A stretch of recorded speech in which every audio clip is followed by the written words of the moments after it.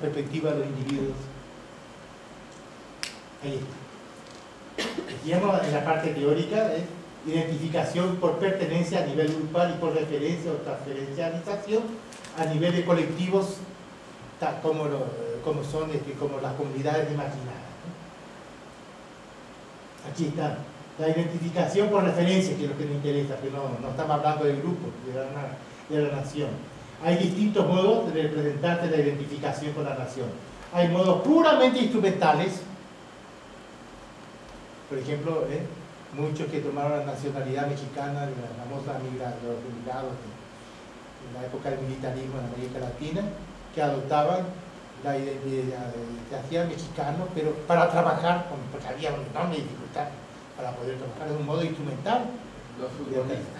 Y grupos indígenas también, los Kikapúes. Cuando pasan de este lado, cuando pasan a este lado para cazar venados, alegan que son mexicanos. Terminan los 6 meses, ya no hay venado, pasa del otro lado y son americanos. Usos meramente instrumentales de la nacionalidad.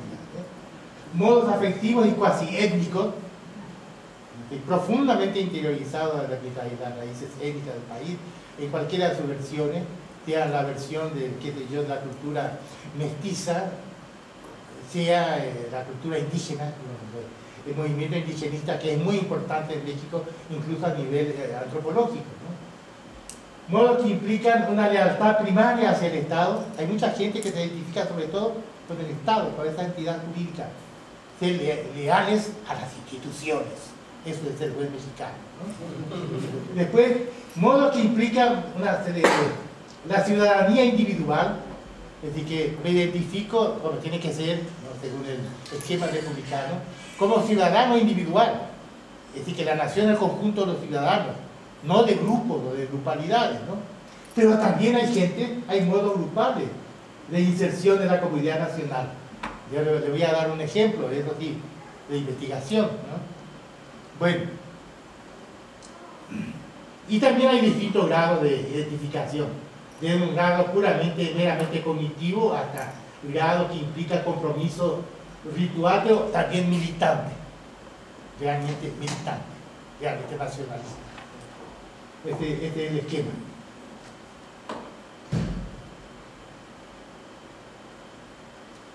Hasta aquí hemos abordado el análisis de la nación como una totalidad considerada en su conjunto, planteándonos el problema de cómo definir la identidad de este cuerpo colectivo tan peculiar.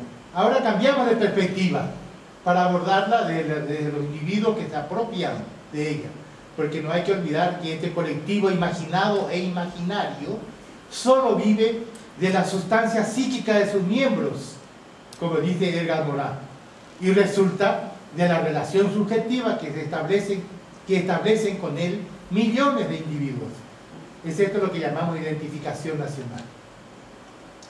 En virtud de su identificación con la nación, a través de sus símbolos o de sus representantes visibles, esos son visibles, millones de individuos se consideran como iguales o equivalentes entre sí, es decir, como conciudadanos o compatriotas, aunque siempre por contraposición a los otros, que en este caso son los extranjeros, acuérdense la xenofobia importante en México, o los enemigos virtuales o históricos. Pero la identificación con la nación no es de la misma naturaleza que la identificación con grupalidades más restringidas y de mayor visibilidad, como la familia, la etnia o una comunidad pueblerina local. Podemos distinguir, grosso modo, dos tipos de identificación: la identificación por pertenencia y la identificación por referencia o autoproyección. La primera no es más que la auto- y heteroadscripción a grupos situados en el espacio social inmediato.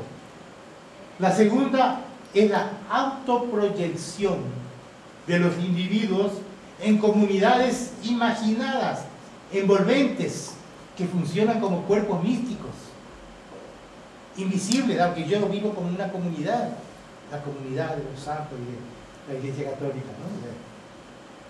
Comunidades envolventes que desbordan los espacios inmediatos y las interacciones de alta frecuencia y se definen por su carácter imaginario, invisible y anónimo. ¿Cómo es que yo me identifico con este tipo de colectivo? imaginarios, invisibles y anónimos. Hablamos en este caso de referencia. Aquí referencias tienen un sentido psicoanalítico, el que lo voy a explicar, ya más o menos ustedes lo entienden. La referencia freudiana, que implica la relación subjetiva ineliminable de una personalidad con referentes ficticios de su biografía pasada. La referencia, o podríamos hablar también de transferencialización, también en sentido psicoanalítico.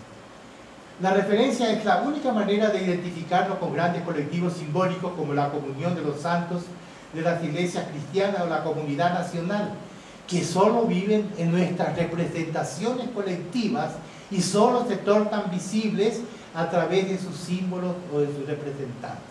Por eso la importancia enorme de la visibilidad de los símbolos nacionales. Nuestras banderas cumplen con ese requisito. Son muy visibles. No, cabe señalar aquí que la relación subjetiva de los individuos con su nación no responde necesariamente a los modelos canónicos establecidos por el Estado o por los aparatos de interpelación nacional. Existe una pluralidad de modelos de identificación con la nación, o dicho de otro modo, hay muchas maneras de ser buen mexicano y esta diversidad debe figurar como hipótesis inicial de todo análisis de pertenencia nacional.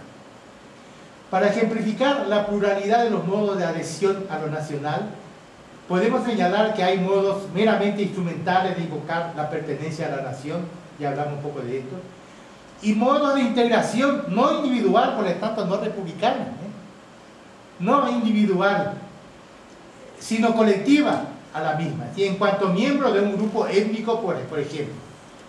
Hablamos de la idea de nacionalismo popular, que pensaba que la nación se constituía por una especie de federación elástica de pueblos, ¿no? De pueblos autónomos, asentados en sus respectivos territorios. Luego, ellos, no sé, los campesinos, este tipo, que forman parte, que tienen esta representación, nos insertan en la nación como individuos ciudadanos según el modelo francés republicano, como grupos. Como en Bolivia.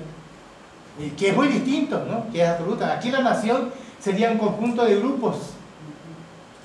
En el esquema anterior es un conjunto de individuos. Entonces, aquí tengo mi ejemplo del caso de los picapúes, bueno, está bien. Los zapotecos de Juchitán, que aquí hice una investigación. Claro. Se sienten parte de la nación mexicana, son muy mexicanos. Saben conjugar su lealtad étnica con su lealtad nacional. Un poco según el modelo del, digamos así, del nacionalismo popular. Pero, sin embargo, se integran a la comunidad nacional no como individuos ciudadanos, sino como etnia, hasta el punto de que la historia nacional que ellos comparten y celebran es en buena parte la historia de su contribución, de las contribuciones juchitecas a la construcción y a la gloria de la nación. Por ejemplo, lucha victoriosa contra los franceses de 1884, y ahora guardan un cañoncito así que ellos con esto le echaron allá, no dejaron que los franceses entraran a Juchitán, mientras que los otros, los traidores, los del Istmo, el otro pueblo, digamos, lo dejaron pasar. Bueno, entonces, no solamente eso, por ejemplo, para ellos la Revolución Mexicana se ganó gracias a los batallones juchitecos que bajaron, digamos así, que bajaron con Obregón. Ahí está, la contribución del grupo como tal a la gloria nacional. Y además de eso invoca a sus grandes pintores. Entonces, todo eso hay que tener en cuenta en un análisis, digamos así, riguroso. Además, hay también adhesiones predominantemente políticas que asumen como criterio decisivo la lealtad a las instituciones del Estado, o por el contrario, adhesiones preponderantemente sentimentales y cuasi étnicas que invocan la fidelidad a una historia, a ciertas tradiciones, a ciertos símbolos. Además, de modo, cabe distinguir grados en la percepción de la pertenencia nacional, que puede ir de lo meramente cognitivo, sin consecuencias ni implicaciones prácticas, a la aceptación de cierto involucramiento o compromiso con la nación, el nacionalismo.